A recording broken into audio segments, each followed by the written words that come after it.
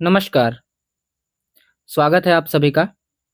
आज हम BPSC TRE 2.0 Hindi विषय के 6 to 8 के लिए जो परीक्षा आयोजित की गई थी, उसके प्रश्न पत्रों का एनालिसिस करेंगे। जैसा कि आप सब जानते हैं कि टीआरई 4 का विज्ञापन जारी हो चुका है और सभी हमारे शिक्षक अभ्यर्थी तैयारी कर रहे हैं। तो हम देखेंगे कि हमारी तैयारी की दिशा कम समय में बेहतर हो, इसके लिए हम प्रीवियस ईयर क्वेश्चन को ठीक तरीके से देखेंगे और जानने का प्रयास करेंगे कि साहित्य और व्याकरण, काव्यशास्त्र और गद्य साहित्य में किनका योगदान कितना कितना है। जैसा कि आप जानते हैं कि 6 से 8, 9 से 10 और 11 से 12 तीनों परीक्षाओं की प्रकृति अलग अलग है। जहां एक और 6 to 8 के स्टूडेंट्स, जो हमारे 6 to 8 के शिक्षक अभ्यर्थी हैं, उनको व्याकरण पर अधिक जोर देना पड़ता है। तो वहीं जैसे ही 9वीं 10वीं और 11वीं 12वीं, विशेषकर 11वीं 12वीं में साहित्य और काव्यशास्त्र का वेटेज बढ़ जाता है। तो हम 6 से 8 पहले देखेंगे, फिर 9 से 10 और फिर 11 से 12 सभी प्रश्न पत्रों को टीआरई 1 से लेकर 3 तक निरस्त जो परीक्षाएं हुई हैं उनके भी प्रश्न पत्रों को देखेंगे और एनालिसिस करके जानने का प्रयास करेंगे कि क्वेश्चन कहाँ से आ रहा है, किन किन विषय वस्तुओं से आ रहा है और अभी हमको किन बिंदुओं पर फोकस करने की आवश्यकता है। तो चलिए शुरू करते हैं। यहाँ मैंने टीआरई 2 के प्रश्न पत्रों का एनालिसिस किया है और मैं एक बार सभी 80 प्रश्नों को पहले मैंने देखा और फिर खुद से एनालिसिस करके आपके समक्ष मैं लेकर आया हूं। इसका लाभ आपको जरूर मिलेगा। चलते हैं सबसे प्रथम स्लाइड पर। तो देखिए, सबसे पहली जो चुनौती है वो गद्यांश की है कि कंप्रिहेंशन कितना शानदार है आपका। ध्यान रहे कि गद्यांश में भी व्याकरण के कुछ प्रश्न आपको देखने को मिलेंगे। तो 25 अंकों का गद्यांश ही आएगा। इसकी प्रैक्टिस बहुत जरूरी है। बहुत अभ्यर्थी इसके बिना अभ्यास किए परीक्षा में कूदते हैं और सही प्रश्न का चयन नहीं कर पाते हैं, क्योंकि आपको मालूम है कि बीपीएससी द्वारा आयोजित परीक्षा में ई विकल्प रहता है, जिसमें उपर्युक्त में से एक से अधिक का जो विकल्प रहता है वो गद्यांश में बहुत ज्यादा पेचीदा हो जाता है जाकर के। तो आपको बहुत ध्यान से गद्यांश भी पढ़ना है, इसको हल्के में नहीं लेंगे। तो गद्यांश का जो नंबर है वो है 25 अंक। आप समझ सकते हैं 80 नंबर का प्रश्न पत्र आपको मिलेगा हिंदी का, उसमें से गद्यांश का वेटेज है 25 नंबर। उसके बाद हर प्रश्न किस किस टॉपिक पर आया है वो मैंने लिखा है। जैसा कि आप देख सकते हैं कि शुरू में आया है गद्यांश से प्रश्न, तो गद्यांश के प्रश्न में लिख दिए हैं कि ये 10 क्वेश्चन गद्यांश का आया है और फिर 5 क्वेश्चन वाला गद्यांश आया है, फिर 5 क्वेश्चन वाला गद्यांश आया है। उसके बाद उसके साथ साथ आप देख रहे हैं कि अब किस किस टॉपिक से व्याकरण में क्वेश्चन आए हैं, ये मैंने लिखने का प्रयास किया और आपको बताने का प्रयास किया। जैसे देखिए, चौथा नंबर प्रश्न सर्वनाम से आया था कि बताइए कि प्रयोग के आधार पर सर्वनाम के कितने भेद हैं। पांचवा प्रश्न भी सर्वनाम से आया कि सर्वनाम का रूपांतरण किस दृष्टि से होता है। फिर विशेषण से प्रश्न आ गया कि विशेषण के भेद के वर्गीकरण के बारे में बताइए। फिर कारक के भेद के बारे में आया। फिर आ गया कि को या के लिए कारक चिन्ह बताइए, तो कारक से यह प्रश्न आया। तो आप देखेंगे 6 to 8 में व्याकरण का वेटेज अधिक है। तो देखिए, फिर अगले प्रश्न की ओर बढ़ते हैं। 9वें प्रश्न में तो ये भी प्रश्न कारक से आया है, जिसके लिए कुछ किया जाए या जिसको कुछ दिया जाए।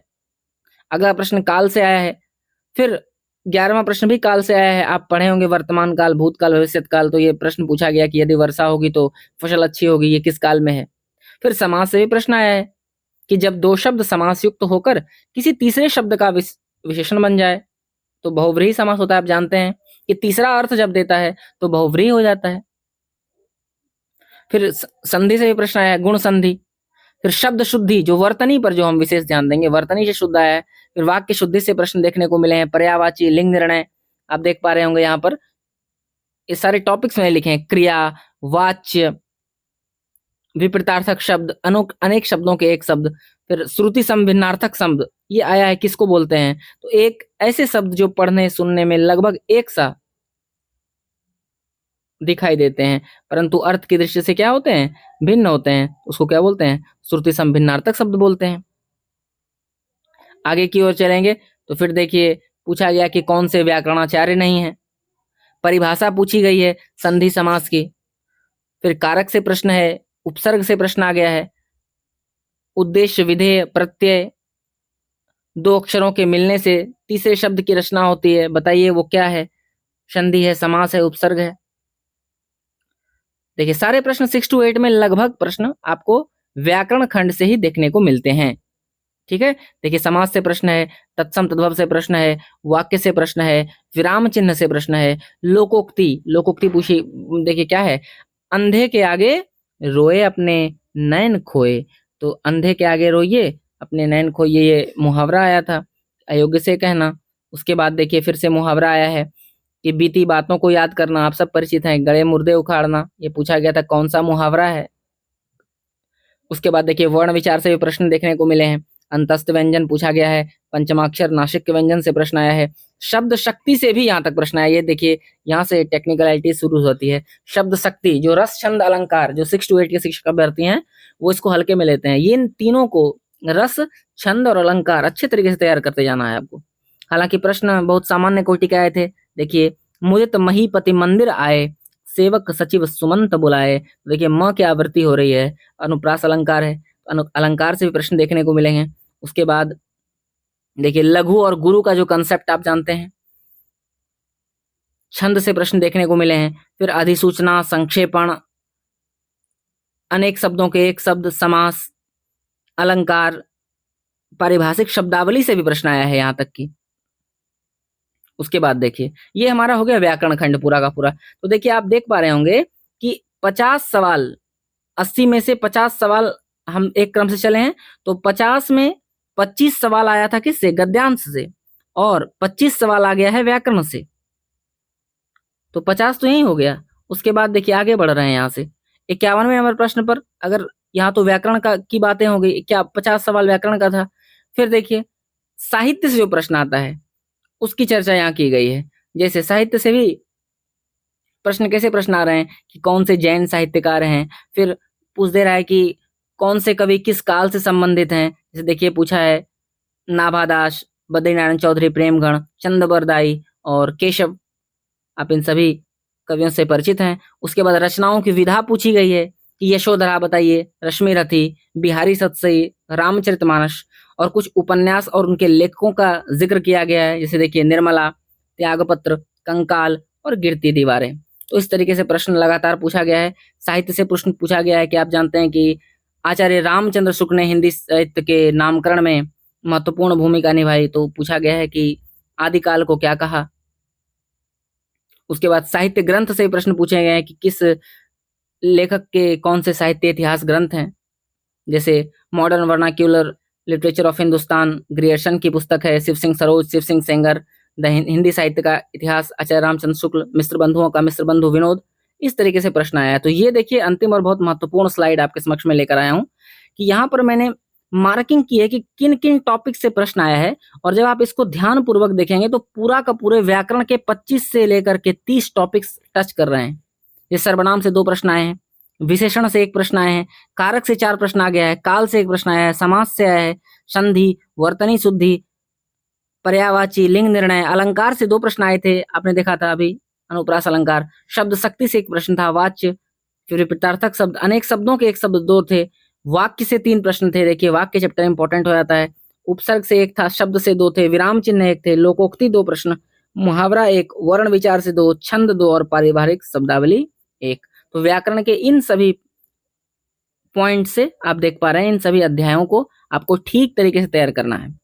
तो लगभग व्याकरण का पूरा सिलेबस 6 to 8 कवर करता है। तो ये अंतिम स्लाइड में मैंने लिख दिया है कि किस प्रकार से प्रश्न पूछे गए हैं। तो लगभग 40 प्रश्न व्याकरण के पूछे गए हैं 6 to 8 में, 15 प्रश्न साहित्य के पूछे गए हैं, और लगभग 25 प्रश्न गद्यांश के पूछे गए हैं। तो गद्यांश का वेटेज आप देख लीजिए, व्याकरण का वेटेज देख लीजिए, और साहित्य का। तो मैं आपको बताऊं कि ये जो सोर्स आपको रखना है, जैसे व्याकरण के लिए सबसे पहले आप व्याकरण पर चलेंगे तो व्याकरण की मानक पुस्तक अगर आप देखना चाहते हैं तो वासुदेव नंदन के साथ जा सकते हैं आप हरदेव बारी की पुस्तक ले सकते हैं, कामता प्रसाद गुरु की ले सकते हैं पुस्तक, उदय नारायण तिवारी जी की पुस्तक ले सकते हैं, और अन्य प्रतियोगी परीक्षाओं के लिए कुछ गाइड पुस्तकें आते हैं, उनका भी सहारा आप ले सकते हैं व्याकरण के लिए। साहित्य के लिए आप सबसे पहले और सबसे महत्वपूर्ण किताब है हिंदी साहित्य का सरल इतिहास, विश्वनाथ त्रिपाठी। 6 to 8 के विशेषकर जो शिक्षक अभ्यर्थी हैं, विश्वनाथ त्रिपाठी जी की किताब उनके लिए श्रेयस्कर होगा। और फिर गद्यांश की तैयारी आपको ठीक ठाक समझ, इसमें व्याकरण और साहित्य दोनों के चाहिए, और आप पढ़कर ठीक से समझ सकते हैं कि नहीं, इसका मूल्यांकन इसमें होता है। तो इसका भी अभ्यास आप करेंगे।